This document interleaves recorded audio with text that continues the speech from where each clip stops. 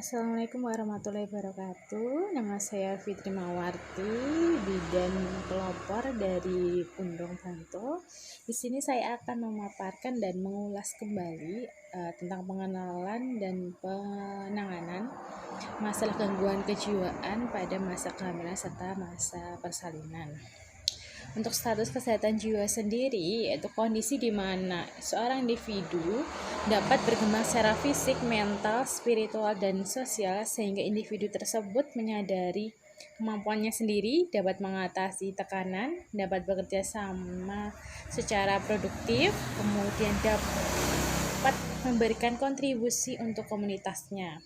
Sedangkan untuk masalah kejiwaan sendiri, kondisi di mana seorang individu mempunyai masalah fisik, mental, sosial, dan pertumbuhan dan perkembangan atau kualitas hidup sehingga memiliki resiko mengalami gangguan jiwa. Apa sih gangguan jiwa sendiri? Kondisi di mana seorang individu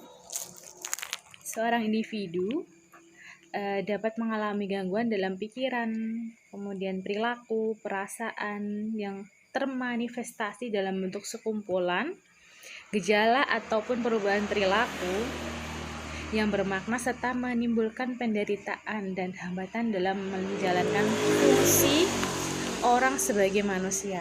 Beberapa gangguan jiwa yang sering ditemui pada ibu hamil pasca melahirkan antara lain gangguan depresi, ansietas, gangguan psikosis, kemudian gangguan stres pada pasca trauma atau PTSD. Untuk gangguan depresi perinatal sendiri, apa itu gangguan depresi perinatal?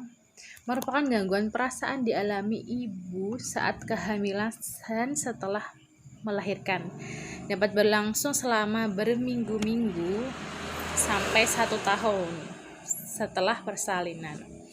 Apa saja sih yang menjadi faktor biologi atau genetik, yaitu perubahan bentuk otak, kemudian penyakit kronis atau akut, kemudian dari genetiknya sendiri, kemudian dari faktor psikososialnya, tipe kepribadian yaitu yang introvert, tidak percaya diri, kemudian murung atau sering menyendiri, kurangnya dukungan emosional, kemudian mengalami kejadian yang memicu stres. Biasanya kan kalau ibu melahirkan, kebanyakan kan kalau tidak ada dukungan moral dari individu, apalagi seorang suami, kan bisa menyebabkan stres ya, apalagi pekerjaan rumah yang menumpuk, kemudian tidak ada dukungan dari keluarga ataupun suami, itu kan bisa memicu stres sehingga menimbulkan depresi yang bisa mengancam ibu untuk terjadi gangguan kejiwaannya. Apa saja sih gejala yang dirasakan ibu? Gejala utamanya yaitu sedih dan murung yang seperti saya jelaskan tadi, kemudian kehilangan minat dan kesenangan pada hampir seluruh kegiatan, tidak bertenaga, mudah lelah, dan aktivitas menurun. Gejala tambahan yaitu gangguan pola makan. Biasanya ibu yang biasanya 3 hari sekali makan ini berkurang jadi nafsunya menurun, malas makan, apalagi malas minum ya. Itu merupakan gejala tambahan. Kemudian gelisah atau lamban, sering ngelamun, kesulitan konsentrasi, kemudian kepercayaan diri itu menurun, rasa tidak berguna, putus asa, dan rasa bersalahnya yang tinggi. Apa saja sih dampaknya? Yaitu keguguran atau melahirkan sebelum waktunya, kemudian gizi buruk, stres berkelanjutan, peningkatan resiko gangguan jiwa lainnya, misal depresi major dan ansietas. Dampak terhadap fungsi sendiri yaitu tidak memiliki atau kurang kemampuannya mengasuh anak, produktivitas berkurang, kualitas pekerjaan buruk, cedera terkait pekerjaan ataupun kecelakaan lainnya akibat konsentrasi perhatian terganggu. Jadi misal kalau ibu melakukan aktivitas aktivitasnya itu tidak ada konsentrasi sama sekali, yaitu sering melamun. Misal masak kok tiba-tiba gosong, berarti kan konsentrasinya menurun ya, tidak fokus sama aktivitas yang dilakukan. Mohon maaf ya terlalu bising, jadi karena ini di pinggir, saya lagi di rumah, di depan rumah, jadi agak terlalu bising. Kemudian dilanjut lagi, dampak terhadap kehidupan sosial sendiri yaitu sulit membangun ikatan dengan anak. Mungkin komunikasi ke anak kurang, misal anak ini, ibu ini hamil anak kedua, komunikasi anak ke anak pertama itu jadi kurang. Hubungan dengan keluarga memburuk, kehilangan pekerjaan, yaitu tadi konsentrasinya menurun, kemudian gagal di sekolah ataupun karir. Nah, jadi apa sih yang bisa ibu lakukan? Beristirahat cukup dan me time itu perlu ya. Jadi untuk mengurangi faktor pemicu stres yang terlalu tinggi. Kemudian mengkonsumsi makanan sehat dan berolahraga ringan. Berbicara pada suami dan orang terdekat tentang apa yang dirasakan ibu. Menjalani konsultasi dan psikoterapi ke psikolog klinis. Memeriksakan diri ke psikiater. Dan rutin mengonsumsi obat-obatan yang diresepkan psikiater, kemudian bergabung ke kelompok dukungan, mencari bantuan dalam merawat bayi dan pekerjaan rumah, kemudian menetapkan harapan yang realistis, menerima memaafkan diri sendiri, kemudian berhenti membandingkan ibu dengan ibu yang lainnya, karena itu berisiko sekali ya. Nanti akan memicu ibunya yang introvert itu tadi tidak isolasi dari lingkungan, serta berdoa, apalagi kita yang beragama muslim kan pasti selalu berdoa ya. Kemudian gangguan stres pada perinatal tadi sudah ya.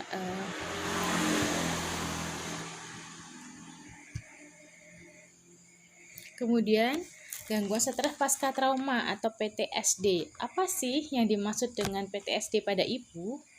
PTSD adalah Post Traumatic Stress Disorder atau gangguan stres pasca trauma, atau bisa disebut dengan GSPT.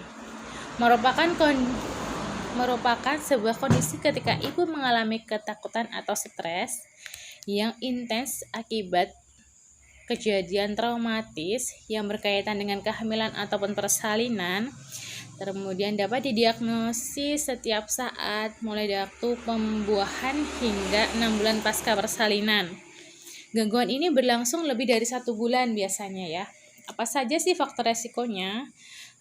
Faktor biologisnya itu memiliki gangguan jiwa termasuk pada keluarga, memiliki riwayat gangguan jiwa termasuk pada keluarga, kemudian penyalahgunaan alkohol ataupun zat yang lainnya.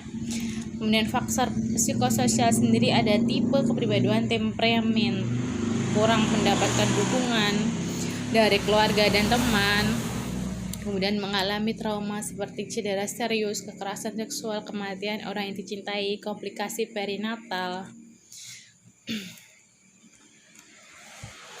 Kemudian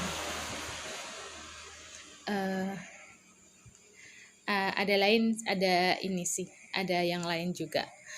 Untuk tipsnya untuk keluarga, usaha kita apa sih apabila ada keluarga yang dia itu juga pasca melahirkan kok murung, mengarah ke baby blues dan mengarah ke ansietas tadi ya. Mencari tahu informasi tentang PTSD agar ibu dapat membantu ibu melaluinya, memberikan dukungan untuk ibu menjalani terapinya seperti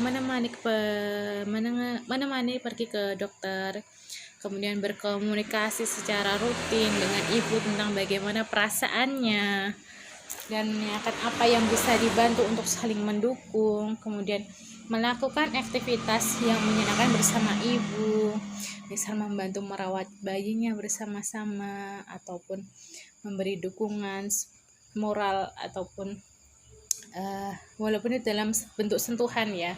Kemudian menjadi pendengar yang baik untuk ibu, membantu ibu menjalani aktivitas sehari-hari seperti ikut menjaga bayi dan mengurus rumah.